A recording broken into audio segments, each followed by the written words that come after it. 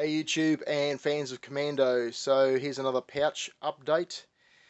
I've got one of the 6 that I need completed now, and so what they've started off as is this is the pattern piece here.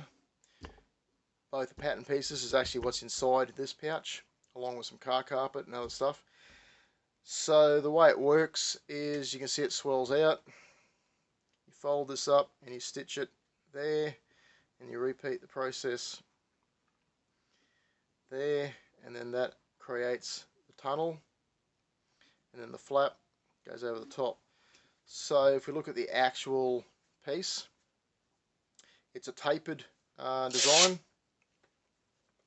and I went with a tapered design over the box design because I don't like how the box ones sit on, particularly the horizontal 3 near the knife.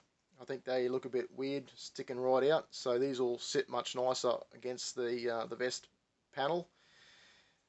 Double layered canvas with both that vegan leather for strength plus the car carpet for padding. Yeah, it's camo on the inside as well as outside. It's just easier that way. And I've run with Velcro, so I've got my hook side here, loop side here. On the external is 2 press studs just to give it that cosmetic look, and then of course I've gone around the with the seat belt again. The only thing I've done a little bit odd is I've added these 2 flaps down the side. These are going to be for sewing it onto the vest itself, and they'll add, not only give me some material to sew to, because this is really thick through the side through the seam, it'll also act as a spacer so that the next pouch doesn't push up hard. It'll have that gap. Hopefully you can get an idea what I'm talking about. So you remember there's going to be 3 of these in a horizontal fashion, sit like that, and then there's 3 that go vertical on the right hand side. And because it's Velcro, I can actually pull that down and squash it down like the ones how he had them in the movie with the flap hanging down. I think they actually just used the press studs, so it was like top stud clipping onto the bottom stud, and that kind of gave it that look. And then on the other side it was both studs lined up correctly.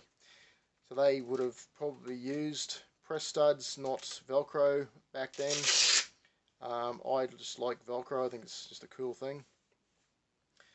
And so what I had to do was attach the Velcro on the inside skin first before I put the outside skin on, so that you don't get the stitching through. On this piece, it was meant to have stitching visible, so that's why the stitching is visible there.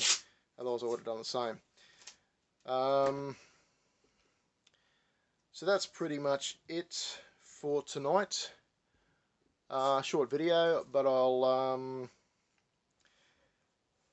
yeah, I've got 5 more of these to go, and then I'll start to do the shotgun bandolier, and then I'll start making the actual vest. So a lot of work ahead, but I think it's best to get all this stuff done first out of the road so that it's ready to go on when the vest is done. Till the next video, thanks for watching. Catch you later.